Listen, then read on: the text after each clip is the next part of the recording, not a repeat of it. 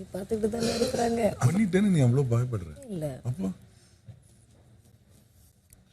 Okay okay. இப்போ இந்த நண்பர்கள் அனைவருக்கும் வணக்கம். இப்போ லைவ்ல நடந்துட்டு இருக்க ஒரு விஷயத்தை பத்தி தான் இந்த வீடியோல நம்ம பார்க்க போறோம். அதுக்கு முன்னாடி இந்த வீடியோக்கு ஒரு லைக்கை மட்டும் போடுங்க. ரெக்வஸ்டா தான் இந்த விஷயத்தை கேட்கிறேன். நீங்க லைக் போட்டீங்கன்னா இந்த வீடியோ இன்னும் நிறைய பேர்கிட்ட போறதுக்கு ஹெல்ப்ஃபுல்லா இருக்கும். ஸோ தயவு செஞ்சு லைக் போடாம இருக்கவங்க ஒரு லைக்கை போட்டுருங்க. இன்னும் நம்ம சேனலை சப்ஸ்கிரைப் பண்ணாம இருக்கீங்கன்னா சப்ஸ்கிரைப்பும் பண்ணி வச்சுக்கோங்க. சின்ன சின்ன அப்டேட்ல இருந்து உடனே நம்ம சேனல்ல வீடியோவோ வந்துடும். சரி, இப்போ நம்ம வரலாம். பார்வதியை பொறுத்த வரைக்கும் நைட் ஒரு விஷயத்த பண்ணாங்க. அதை நினச்சி ரொம்ப அப்செட்டில் இருக்காங்க. அப்செட்டில் இருக்கவங்க வந்து என் அம்மா வருவாங்க, என் அம்மா பார்த்துருப்பாங்க, எல்லாமே பார்த்துட்டு தானே இருக்காங்க, எனக்கு பயமாக இருக்குன்ற மாதிரிலாம் அமித் கிட்ட புலம்பிட்டு இருந்தாங்க. காலையில் அமித்துக்கு பக்கத்தில் உட்காந்து அழலாம் செஞ்சாங்க. இப்போ வந்து அந்த கட்டிங் வேலைலாம் பண்ணிட்டு இருக்கும் போது அமித் கிட்ட புலம்பிட்டு இருக்காங்க. அப்படி புலம்பிட்டு இருக்கும் போது அமித் ஒரு கேள்வி கேட்குறாரு. அது என்ன கேள்வின்னா, நீ எதுக்காக இவ்வளோ பயந்துட்டு இருக்க, அப்படி என்ன தப்பு பண்ணன்ற மாதிரி கேட்குறாரு. அதை நான் எப்படி என் வாயால் சொல்லுவேன்ற மாதிரி பார்வதி ஒரு மொழி முழிக்கிறாங்க. அதெல்லாம் ஒன்றே இல்லையே, நான் எதுவுமே பண்ணலையே அப்படின்ற மாதிரி சொல்கிறாங்க. அப்புறம் எதுக்கு பயப்படுற அப்படின்ற மாதிரி அமித் கேட்குறாரு. அதெல்லாம் ஒன்றும் இல்லை அப்படின்ற மாதிரி சமாளிச்சிட்டாங்க. பார்வதி எதுக்காக அப்செட்டாக இருக்காங்கன்றது உங்களில் நிறைய பேருக்கு தெரிஞ்சிருக்கும். நிறைய பேர் எக்ஸ்பிளைன் பண்ணதை நீங்கள் பார்த்துருப்பீங்க. நானுமே ஒரு வாட்டி எக்ஸ்பிளைன் பண்ணிடுறேன். அது என்னன்னு பார்த்தீங்கன்னா, ஒரு 6-7 பேர் வெளியே படுத்துட்டு இருந்தாங்க. அதாவது ஜாலியாக பாட்டு பாடி ஃபன் பண்ணுவாங்க பார்த்தீங்களா, அந்த மாதிரி நேற்று நைட்டு வெளியே படுக்கலாம்னு முடிவு பண்ணி வெளியே படுத்துட்டு இருந்தாங்க. அப்போ டாக் பார்க்கிங் சவுண்டு கேட்குது. அதாவது நாய் குலைக்கிற மாதிரி சவுண்டு கொடுப்பாங்கல்ல, எப்போவுமே தூங்குனா கொடுப்பாங்க, பகலில் தூங்குனா கொடுப்பாங்க. ஆனா நைட் நேரம் அந்த சவுண்ட் வந்தோன்னா எல்லாருமே கன்ஃபியூஸ் ஆயிட்டாங்க. எதுக்கு திடீர்னு இந்த சவுண்ட் வருதுன்னு எல்லாருமே கேட்டுட்டு இருக்காங்க. ஆனா 2 பேர் மட்டும் அந்த கேள்வியை கேட்கவே இல்லை. யார் கேட்கல? கமருதீன், பார்வதி.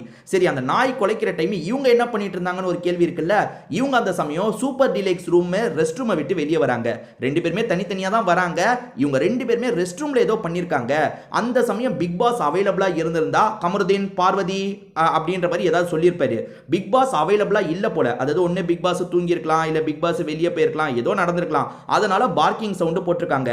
நமக்கு தான் அதை சொல்ல வராங்கன்னு புரிஞ்சுதான் 2 பேருமே ரெஸ்ட் ரூமை விட்டு வெளியே வந்திருக்காங்க. ஸோ ரெஸ்ட் ரூம்ல நைட்டு கொஞ்சம் எல்லை மீறி நடந்திருக்க தான் அதிக வாய்ப்பு இருக்கு. நீ என்னடா ஒரு பொண்ணு மேல இப்படி ஒரு குற்றச்சாட்டு வச்சுட்டு போற, இதெல்லாம் உனக்கு தப்பா தெரியலையா அப்படின்னு நிறைய பேர் வந்து கேட்குறீங்க. அதுவும் பார்வதி சப்போர்ட்டர் குறிப்பா கேட்குறீங்க. பார்வதி இப்படி நீ இது பண்றிய தப்பு இல்லையான்ட்டு. ஒன்று புரிஞ்சுக்கோங்க, கேமில் காஜித்தனம் பண்ணால் நான் எல்லாரையும் தான் கேள்வி கேட்டிருக்கேன். இப்போ நீங்கள் வந்து பார்வதிக்கு ஒரு இந்த விக்டிம் கார்டு எடுக்கிறீங்கல்ல, அதாவது பார்வதி பாவம் ஒரு பொண்ணை போய் இப்படி சொல்கிறிய அப்படின்னு எடுக்கிறீங்கல்ல, நான் இதே விஷயத்த ஆதிரியை பார்த்தும் சொல்லியிருக்கேன்.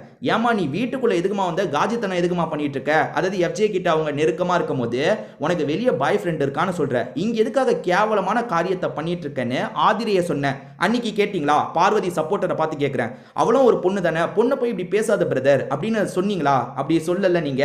அப்ப பார்வதி ஒரு தப்பு பண்ணா மட்டும் நீங்க வந்து இல்ல அப்படி சொல்லாத, ஒரு பொண்ணு அப்படி சொல்லாதன்றீங்கல்ல. தப்பு பண்ணா யார் தப்பு பண்ணாலும் சொல்லலாம். பார்வதி தப்பே பண்ணல நிறைய பேர் சொல்லிட்டு இருக்கீங்க. உனக்கு காமிச்சாங்களா? காமிக்கல, அப்புறம் எதுக்கு தப்பா பேசுறேன்ட்டு. பார்வதி தப்பே பண்ணலன்னா எதுக்குங்க திடீர்னு பயப்படுறாங்க? அதாவது பேரண்ட்ஸ் வரப்போறாங்கன்னா உங்களுக்கு தான் வந்து பிக் பாஸ் முத நாளே சொல்லிட்டார்ல, அடுத்த வாரம் ஃப்ரீ ஸ்டார்ஸ் கிரவுண்டு நடக்க போது பேரண்ட்ஸ் வரப்போறாங்கன்ட்டு. அப்போ 2 நாளைக்கு முன்னாடி ஃபீல் பண்ணாதவங்க இப்போ திடீர்னு எதுக்கு பயப்படுறாங்க? என் அம்மா வருவாங்க, எனக்கு பயமா இருக்குன்னு ஏன் சொல்றாங்க? நீங்க தப்பு பண்ணீங்க. சரி, எந்த தைரியத்தில் தப்பு பண்ணாங்கன்னு சிலருக்கு கேள்வி வரும். சுற்றி இவ்வளோ கேமரா இருக்குது, எப்படா தப்பு பண்ணுவாங்கன்னு நீங்கள் கேட்குறது எனக்கு புரியுது. யோசிச்சு பாருங்க, நைட்டு நேரம் 1 மணி ஆல்மோஸ்ட் வந்து எல்லாரும் தூங்கியிருப்பாங்க. அதாவது அந்த டீமை சேர்ந்தவங்களே பெருசாக வாட்ச் பண்ண மாட்டாங்க. இந்த சமயத்தில் நம்ம போலான்றதுக்காக 2 பேர் போயிருக்காங்க. அங்கே சில்மிஷம் ஏதோ பண்ணியிருக்காங்க. அப்போ டாக் குலைக்கிற சவுண்டு கேட்டோன்னா பக்குன்னு தூக்கி போட்டிருக்கு. அச்சச்சோ, என்னடா இது டாக் குலைக்கிற சவுண்டை போட்டிருக்காங்கன்னா நம்ம பண்ணது வெளியே பதிவாயிருக்கு. 24 hours ஸ்ட்ரீமிங்கில் அது போயிருக்கு போல. அப்படி போயிருக்குன்னா அம்மா பார்ப்பாங்க, அம்மா பார்த்தாங்கன்னா எப்படி ரியாக்ட் பண்ணுவாங்க? இதுதான் பார்வதிக்கு இருக்க பயம். உண்மை அதுதாங்க. நம்ம வந்து உடச்சி தான் சில விஷயங்களை பேசணும். அரோரா ஒரு தப்பு பண்ணும்போது, அதாவது அரோரா வந்து அந்த இந்த பையனை துஷார் பையனை பாத்ரூம்க்கு இழுத்துட்டு போனாங்க, டபுள் மீனிங்லாம் அவங்ககிட்ட பேசினாங்க. அப்போ உரின்னு உரிச்சிருப்பேன். என் வீடியோ வேணா நீங்கள் போய் செக் பண்ணி பார்த்துக்கோங்க. தப்பு யார் பண்ணாலும் தப்பு தான், ஓகேவா?